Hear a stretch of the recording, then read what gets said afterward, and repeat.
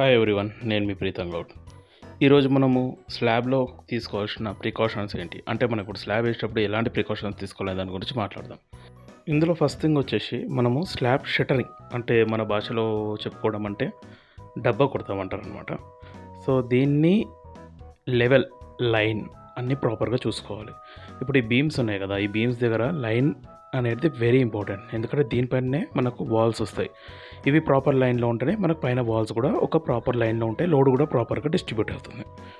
Next వచ్చేసి steel ఎలా కడుతున్నారు, అది 1 వే స్లాబ్ ఉందా, 2 వే స్లాబ్ ఉందా, అండ్ మనం ఇంజనీర్ దగ్గర తీసుకున్న డ్రాయింగ్స్కి మనం కట్టే స్టీల్కి కరెక్ట్గా ఉందా లేదా అనేది చెక్ చేసుకోవాలి. ఆ స్పేసింగ్ అంటే మనకు రాడ్ టు రాడ్ మధ్య డిస్టెన్స్ ఎంత ఉంది, ఇవన్నీ కూడా చూసుకోవడం చాలా ఇంపార్టెంట్. ఎందుకంటే దీని త్రూనే మనకు లోడ్ అనేది ప్రాపర్గా ట్రాన్స్ఫర్ అవుతుంది అనమాట బీమ్స్లోకి. బీమ్స్ నుంచి కాలమ్స్ అండ్ దాని కిందకి వెళ్తుంది. దీని తర్వాత నెక్స్ట్ వచ్చేసి కాంక్రీట్లో ఫస్ట్ ఇంపార్టెంట్ థింగ్ ఏంటంటే ప్రపోర్షన్ అనేది కరెక్ట్ కలుపుతున్నామా లేదా, అండ్ వాటర్ కాంటెంట్ అనేది తక్కువ ఉండాలి. వాటర్ కాంటెంట్ ఎంత తక్కువ ఉంటే మనకు స్ట్రెంత్ అంత ప్రాపర్గా వస్తుంది.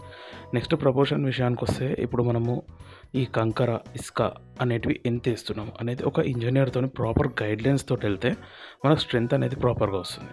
ఇక్కడ మనం చూసుకున్నట్టయితే మనం అల్ట్రాటెక్ సిమెంట్ యూజ్ చేస్తున్నాం. మనం ఏ సిమెంట్ యూజ్ చేసామన్నది కాదు, దాంట్లో మెయిన్ ఇంపార్టెంట్ ఏంటంటే మనము ఇందులో కంకర ఎంత వేస్తున్నాం, ఇసుక ఎంత వేస్తున్నాము, అన్ని ప్రపోర్షన్ ప్రకారం వేస్తున్నామా లేదా, వాటర్ అనేది కరెక్ట్గా కలుపుతున్నామా లేదా అనేది వెరీ ఇంపార్టెంట్. అండ్ ఈ పైన ఫ్లోర్స్కి వచ్చేసి వాటర్ ప్రూఫింగ్ లిక్విడ్ కూడా మనం యూజ్ చేస్తాం అనమాట. ఈ స్లాబ్ నుండి వాటర్ లీక్ అవ్వకుండా ఉండడానికి అది చాలా యూజ్ అవుతుంది. ఈ కాంక్రీట్ పోర్ చేసిన తర్వాత మనము ఖచ్చితంగా వైబ్రేటర్స్ అనేవి యూజ్ చేయాలి. ఈ pin vibrator and plate vibrator అని 2 టైప్స్ ఆఫ్ వైబ్రేటర్స్ ఉంటాయి. దీనివల్ల ఏంటంటే మనకు హనీకుంగ్ రాకుండా ఉంటుంది. హనీకుంగ్ అంటే మనకు ఈ కంకర అనేది తేలకుండా ఉంటుంది. కంకర తేలకుండా ఉంటేనే మనకు స్ట్రెంత్ అనేది పర్ఫెక్ట్గా ఉన్నట్టు అర్థం అన్నమాట.